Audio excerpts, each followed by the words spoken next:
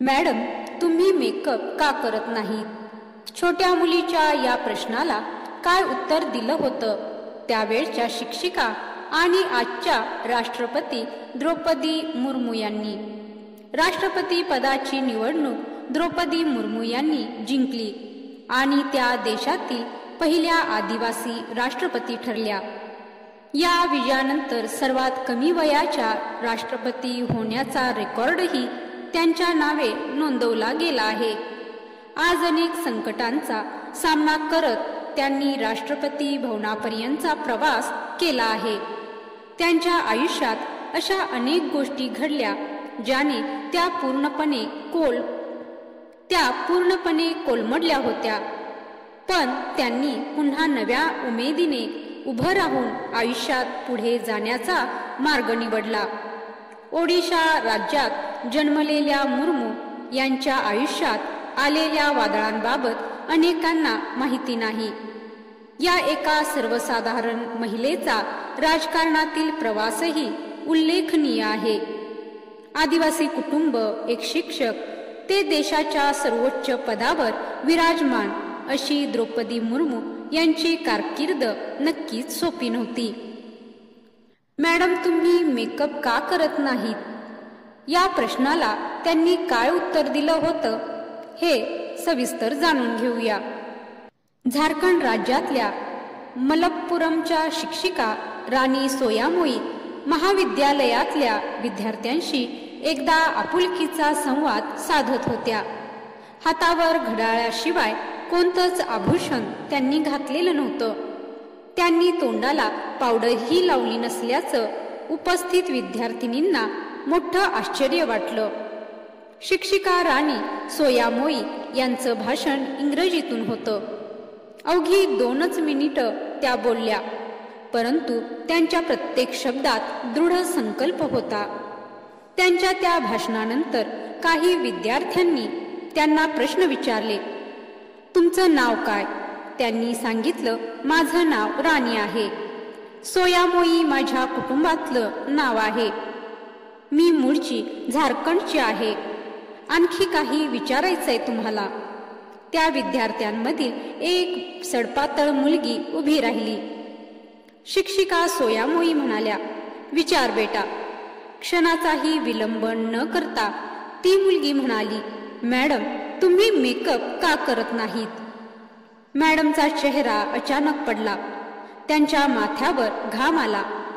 चेहऱ्यावरचं हास्य अचानक फिकं पडलं. उपस्थित सर्वच शांत झाले. मॅडमनी टेबलावर असलेल्या पाण्याच्या बाटलीतून थोडं पाणी पिलं. प्रश्न विचारणाऱ्या त्या मुलीला इशाऱ्यानेच त्यांनी बसायला सांगितलं. त्यानंतर त्या बोलू लागल्या. त्या म्हणाल्या, मला सतावणारा प्रश्न तू विचारला आहेस.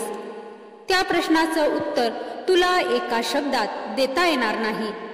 त्यासाठी तुला माझी संपूर्ण जीवन कहाणी ऐकावी लागेल. त्यासाठी तू 10 मिनिटाचा वेळ देशील का? त्या मुलीसह सर्वांनीच तशी तयारी दाखवली. मॅडम म्हणाल्या, माझा जन्म झारखंड राज्यातल्या एका आदिवासी परिसरात झाला होता.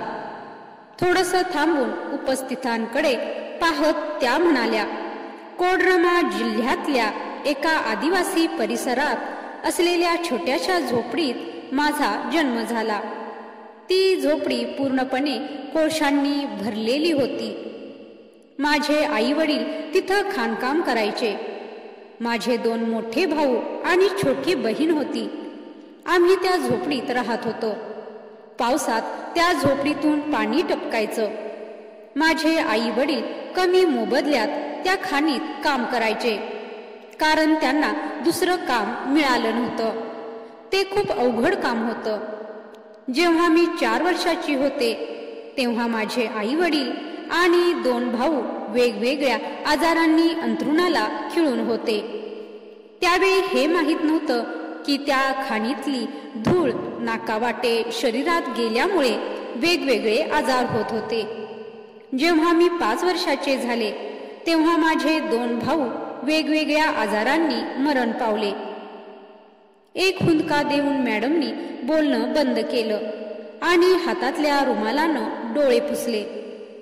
त्या पुढे म्हणाल्या, त्यावेळेस आमचं जेवण साधं पाणी आणि 2 भाकरी असं होतं. माझे 2 भाऊ आजार आणि गरिबीमुळे हे जग सोडून गेले. माझ्या गावात डॉक्टर तर सोडा, साधी शाळा पण नव्हती. ज्या गावात शाळा, हॉस्पिटल, शौचालय आणि वीज नाही, अशा गावाची तुम्ही कल्पना करू शकाल का? एक दिवस माझे वडील भुकेच्या समस्येमुळे हाडाचा सापळा झालेल्या मला त्या खाणीत घेऊन गेले. ती खाण तशी बदनाम झाली होती. त्या खाणीतल्या खोल खड्ड्यात रांगत रांगत तिथलं प्लास्टिक गोळा करायचं हे माझं काम होतं. हे काम कमीत कमी 10 वर्षाच्या मुलांनाच शक्य होतं. आयुष्यात मी प्रथमच पोटभर भाकरी खाल्ली. मात्र त्यावेळी मला उलटी झाली. ज्यावेळी मला प्रथम श्रेणीत असायला हवं होतं, त्यावेळी मी अंधाऱ्या खोलीत प्लास्टिक गोळा करत होते. तिथल्या विषारी धुळीसह मी श्वास घ्यायचे. दिवसातल्या 8 तास काम केल्यानंतर आम्हाला एक वेळचं जेवण मिळायचं. तिथली विषारी धूळ आणि भूक यामुळे मी अत्यंत सडपातळ झाले होते. 1 वर्षानंतर माझी बहीण सुद्धा त्या खाणीत काम करायला लागली होती. एक वेळ अशी आली की माझे आई वडील, बहीण आणि मी एकमेकांबरोबरच काम करायचो. आई वडील बरे झाल्यानंतर ते देखील त्या खाणीत काम करायला लागले. भुकेशिवाय आम्ही राहू शकत होतो. मात्र नशिबानं आम्हाला दुसऱ्या प्रकारे त्रास द्यायला सुरुवात केली होती. एक दिवस मला प्रचंड ताप आला. त्यामुळे मी खाणीच्या कामावर जाऊ शकले नाही. मात्र अचानक मोठा पाऊस झाला आणि खाण पडल्यामुळे त्यात शेकडो माणसं मरण पावली. त्यामध्ये माझे आई वडील आणि बहीण सुद्धा होती. शिक्षिका असलेल्या सोयामोई मॅडमच्या दोन्ही डोळ्यातून अश्रू वाहू लागले. ऐकणाऱ्यांचेही डोळे डबडबले होते. मॅडम म्हणाल्या, तुम्हाला हे ध्यानात घ्यावं लागेल की मी त्यावेळी फक्त 6 वर्षाची होते. अखेर मी अगाती मंदिरात पोहोचले. तिथल्या सरकारी शाळेत माझं शिक्षण झालं. मी माझ्या गावातच अक्षर पद्धत शिकले होते. आज एक शिक्षिका म्हणून तुमच्या समोर उभी आहे. आपण विचार करत असाल की या गोष्टीचा आणि मी मेकअप का करत नाही याचा काय संबंध आहे.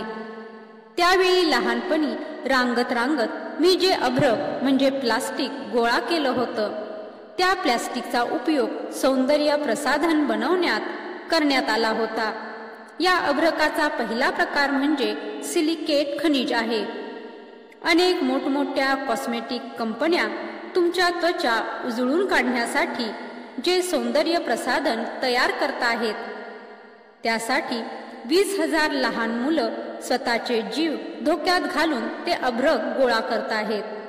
लहान मुलांची गुलाबासारखी कोमलता, त्यांची जळालेली स्वप्न, त्यांचं विखुरलेलं जीवन, मोठमोठ्या पर्वतांमध्ये दबलेलं मांस आणि रक्त, हे सारं मेकअपच्या माध्यमातून तुमच्या गालावर पसरतं.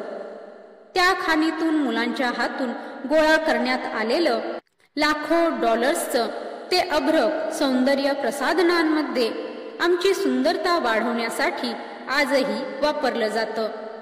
आता तुम्हीच सांगा, माझ्या चेहऱ्यावर मी तो मेकअप कसा लावू? मी माझ्या भावाच्या आठवणीत पोटभर कसं जेवू शकते, जे भुकेच्या समस्येमुळे मरण पावले होते? माझ्या आईच्या आठवणीत मी रेशमी कपडे कसे घालू? जुने फाटलेल्या कपड्यासंदर्भात स्वप्नात सुद्धा विचार केला नव्हता. भाषण संपून ज्यावेळी राणी सोईमोई गेल्या, तेव्हा उपस्थित प्रेक्षक एका अजाणतेपणातच उभे राहिले. त्यांच्या ओठावर थोडंसं हसू होतं. डोळ्यात आलेले अश्रू न पुसता त्यांचं मस्तक स्वाभिमानानं उंचावलं होतं. झारखंड राज्यात आजही उच्च प्रतीचं दर्जेदार अभ्रक त्या खाणीतून खोदलं जातं आणि 20,000 मुलं शाळेत न जाताच ते गोळा करण्याचं काम करत आहेत. आणि खाणीत पडून तर काही आजाराच्या समस्येमुळे मरत आहेत. मात्र अनेक वर्षानंतर झारखंडाची ती शिक्षिका मॅडम आज स्वतंत्र भारताची महामहिम राष्ट्रपती द्रौपदी मुर्मू झाली आहे. महामहिम राष्ट्रपती मुर्मू यांची ही प्रेरणादायक कहाणी तुम्हाला कशी वाटली ते कमेंट बॉक्समध्ये नक्की कळवा. आणि असेच माहितीपूर्ण व्हिडिओ पाहण्यासाठी माझ्या चॅनलला सबस्क्राईब करा. व्हिडिओ शेवटपर्यंत पाहिल्याबद्दल धन्यवाद. जय श्री स्वामी समर्थ.